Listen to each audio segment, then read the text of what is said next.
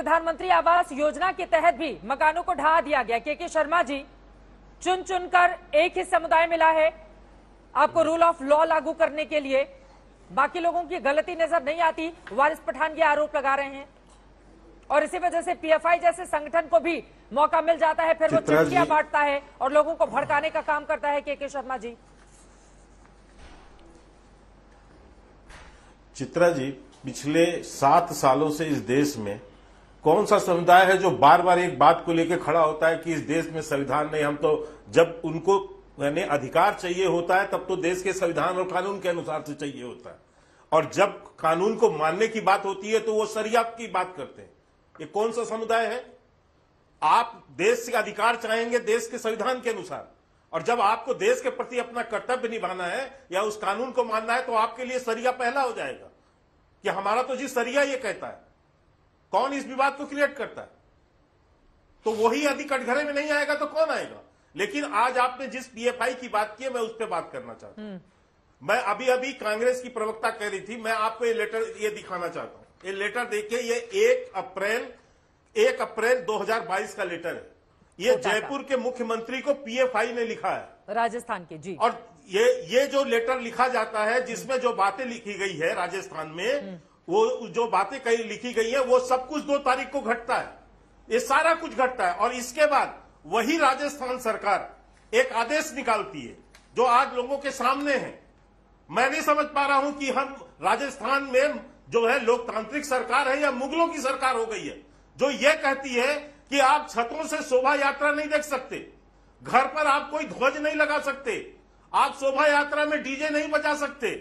आप ये केवल हिंदू धर्म के ऊपर लागू हो रहा है, और ये भी कब लागू किया जा रहा है? 7 अप्रैल से लागू हो रहा है 9 मई तक, जिसके बीच में महावीर जयंती, हनुमान जयंती, दुर्गा अष्टमी, अंबेडकर जयंती, रामनवमी और हनुमान जयंती जैसे एक प्रमुख त्योहार होंगे।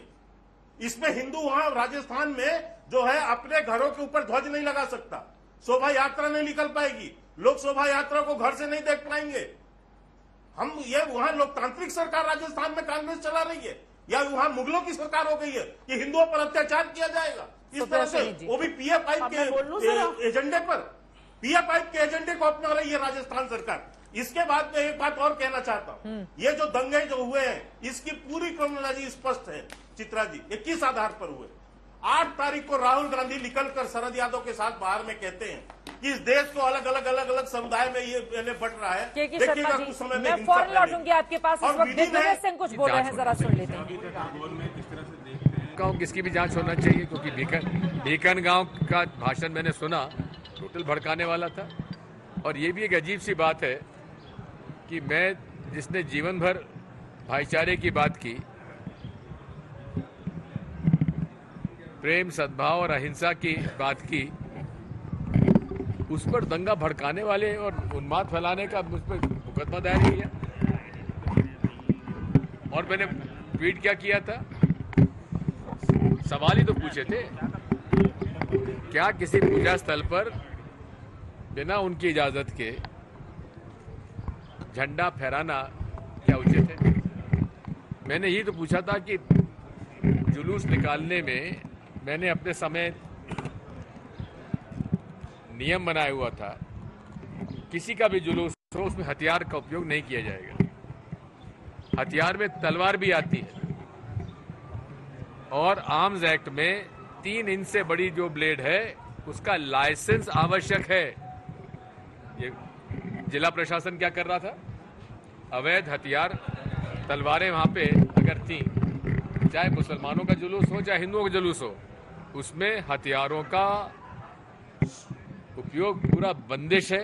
बिल्कुल हथियार लेने की इजाजत नहीं देनी चाहिए थी। देश में और भी जगह घटना है, जैसे रामनवमी ही बात यही है कि पूरे तरीके से प्रायोजित है।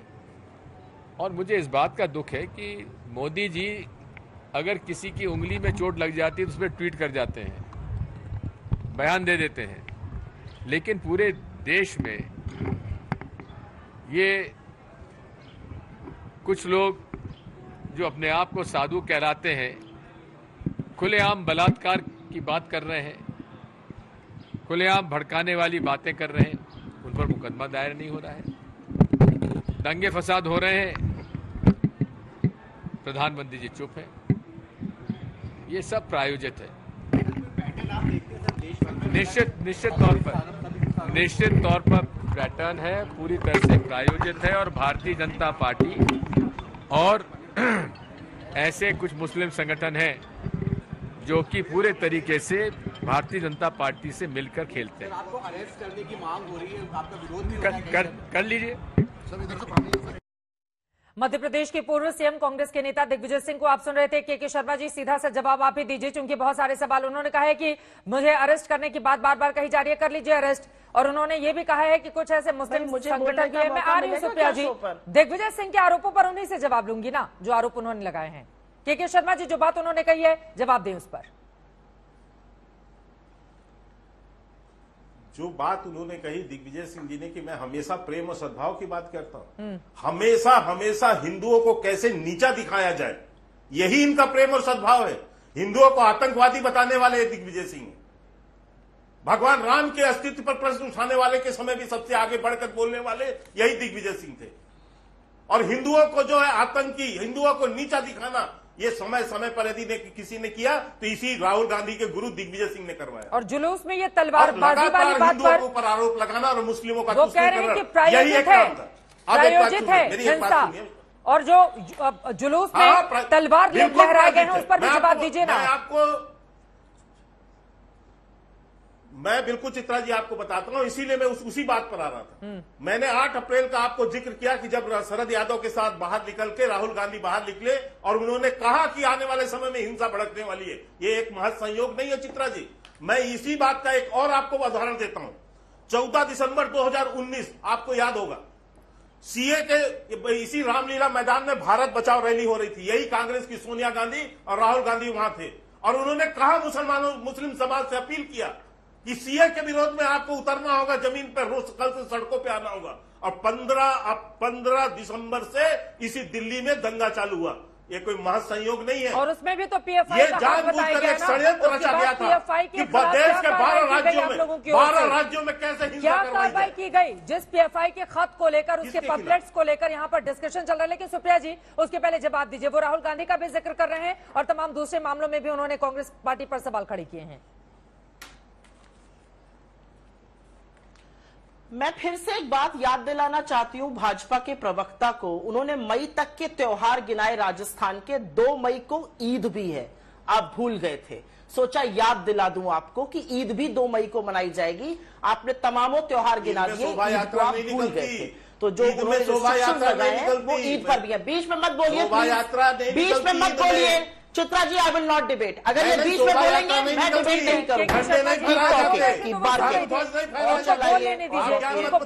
और चिल्लाइए। के शर्मा जी, जब आप बोल रहे थे वो चुप थी, अपनी बात आगे बढ़ाइए। 2 लोग आधे घंटे से बोले विनोद बंसल जी और हमारे साथ बाकी भी मेहमान उनके पास जाना है जल्दी से। तस्लीम साहब भी नहीं बोल पाए हैं, जल्दी से अपनी बात आगे बढ़ाएं प्लीज। मैं अपनी बात यही कह के खत्म कर रही हूं कि रामनवमी के दिन सारी हिंसा भाजपा के राज्यों में ही क्यों हुई।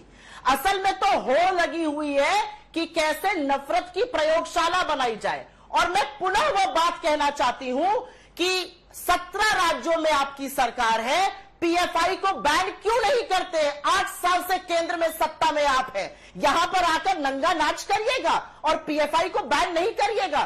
पीएफआई को भी बैन करिए और उस व्यक्ति को भी करिए जो गेरुआ पहनकर हमारे धर्म की गरिमा की धज्जियां उड़ाता है, जब वो बलात्कार की खुलेआम धमकी देता है। क्योंकि सनातन धर्म में गेरुआ पहनने वाला ब्रह्मचर्य का पालन करता है।